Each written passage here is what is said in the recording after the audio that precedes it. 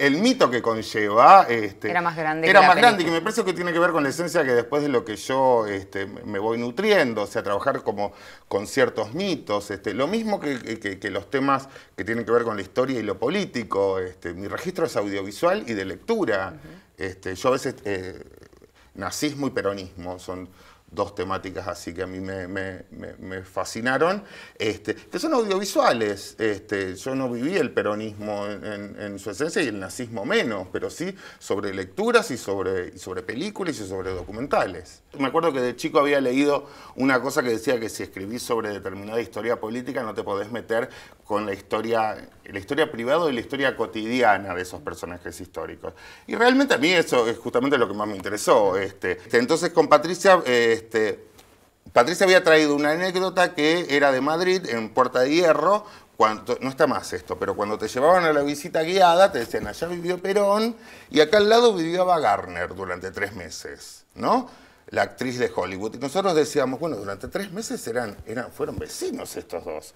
Empezamos a investigar y encontramos una autobiografía que escribió la hija de Robert Graves sobre Ava Gardner, y decía, lo único que dice de Perón es que durante 6 meses viví en España, y al lado mío vivía el dictador de Argentina, así lo la nombraba. cita que está en la claro, obra. Y eso lo tomamos como epígrafe. Dice, y lo que me jodía mucho eran las 3 perras que tenía. Lo que más amo yo del teatro es que sea un arte colectivo, digamos. El teatro a mí me rescata de ser una persona antisocial, encerrada, que no quisiera ver a nadie en el mundo y estaría muriéndome en una cabaña en el medio de la Sierra de Córdoba con un chancho, no sé, como el primer capítulo de Black Mirror, digamos, sí. Un chancho estaría ahí encerrado.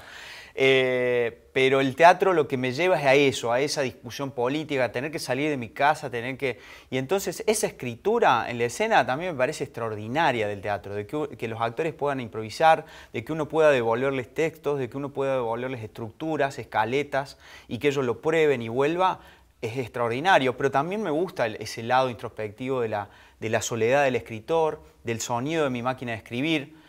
Es un esfuerzo tremendo escribir en máquina de escribir hoy, digamos. Sí. Muchas veces viene mi sobrino adolescente y golpea una tecla y me dice, ¡ay, me duele! Porque él está acostumbrado y le duele la tecla X. Y yo escribo a mano, después voy a la máquina y después voy a la compu y me impongo como esa incomodidad de la escritura, porque siempre creo que de ahí surgen nuevas grietas creativas, digamos. Siempre hay algo que puede surgir ahí. Entonces, la soledad me encanta en la escritura, conmigo, con mis imágenes, con mi universo personal, pero no podría hacerlo sin esa encarnación, esa carne que te da el cuerpo de los actores. La mayoría de mis obras parten de imágenes.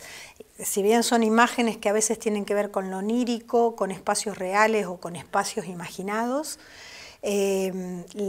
mi formación como artista plástica es fundamental y muchas veces lo agradezco porque creo que si hubiera estudiado literatura no estaría escribiendo. Yo soy muy autocrítica y me hubiera cercenado la posibilidad de escribir. Así lo hice desde un lugar un poco corrido, ¿no? Claro. De la literatura en sí. Entonces eso me permitió mayor libertad, mayor capacidad de juego. Cuando me preguntaban, ¿te imaginaste que alguna vez serías dramaturga? Me sonaba muy esa dramaturga.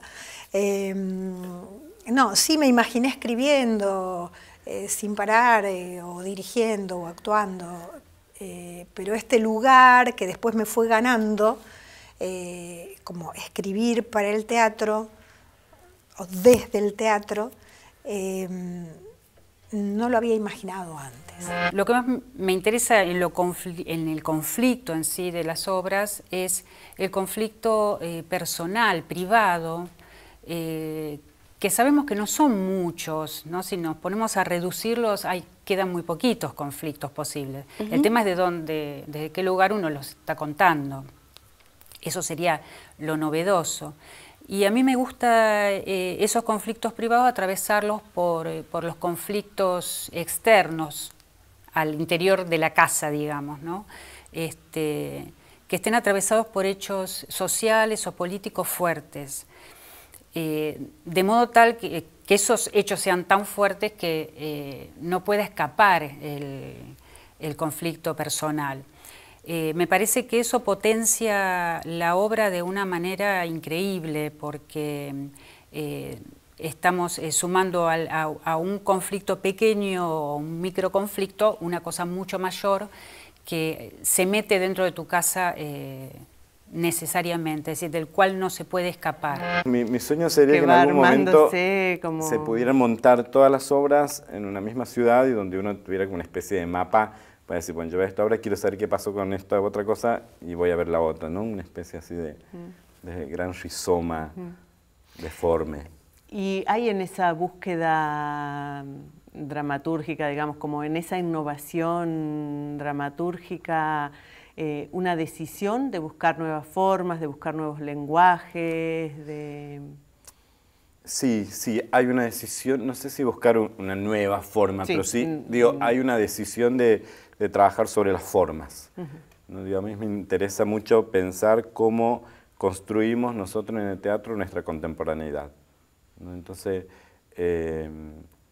digamos, es donde me interesa desde lo formal y desde lo ideológico también, pensar cómo construimos en el teatro hoy la realidad, de qué manera pintamos esa realidad, de qué manera estamos viendo el mundo. Entonces creo que las formas deben ser contemporáneas y ahora lo que podríamos decir, ¿no?, que entendemos por lo contemporáneo, ¿no? Sí. Entonces creo que es la incertidumbre. Entonces creo que tanto en los procesos como en las obras lo que me interesa es eso, ¿no? Digo, la incertidumbre, plantear preguntas, resignificar preguntas, por eso que no son obras temáticas, ¿no? Ni tampoco tienen esas estructuras de unas narraciones donde uno diga, bueno, digamos, esto es así. Volvemos a lo cultural de Mendoza. Para mí, doña Lucecita, fue una excusa. Por ahí son los personajes que tanto me interesan, la gente que tanto me interesa, creo yo que siempre es la excusa para contar, para reclamar, para quejarme, para rebelarme contra esta sociedad en la que vivimos, ¿no? Sociedad no solidaria, sociedad mezquina. Porque, bueno, porque el sistema es eso, ¿no? O sea, no quiero acusar a la sociedad como que es el ente culpable de que somos personas tan egoístas.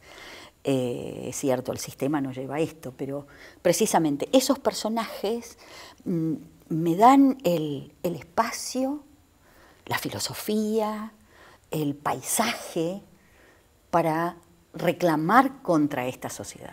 Eso ligado también al vínculo entre realidad e imaginación, ¿no? Cuánto de la realidad funciona como una construcción ficcional y cuánto, si es que eso existe, cuánto no, ¿no?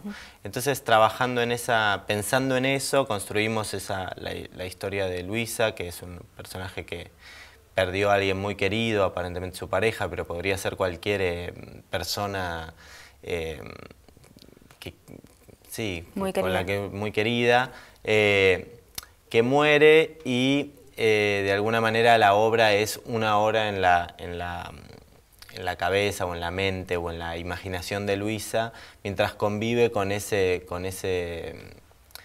persona querida que ya no está y a la vez cobran vida algunos elementos que tiene a mano, como el Odex que compró en el supermercado.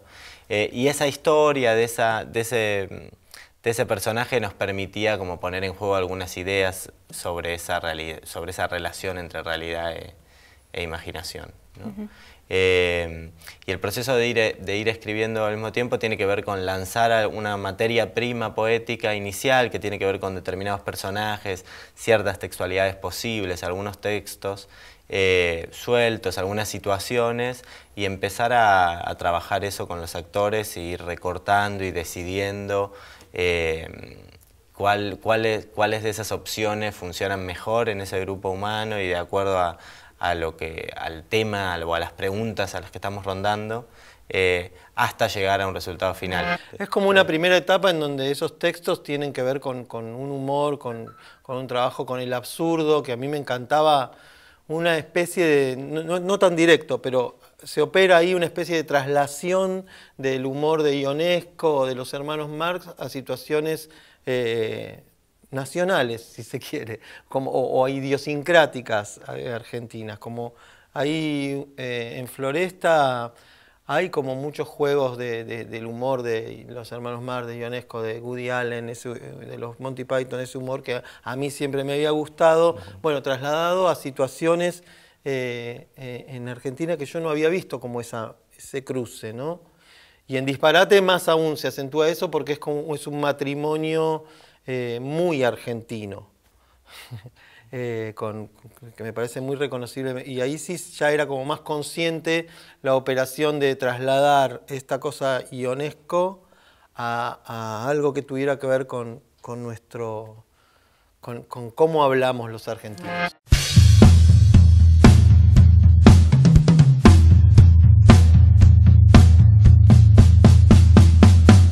Tuve una pequeña experiencia de teatro-danza que estuve dirigiendo y escribí para eso, pero no, la danza específicamente tal cual, como se concibe clásicamente, no. Sí me gustaría trabajar algo más está bien, la danza contemporánea tiene mucho de esto, ¿no? De movimiento más puro, sin demasiada academia, pero sí, algo que esté cruzado entre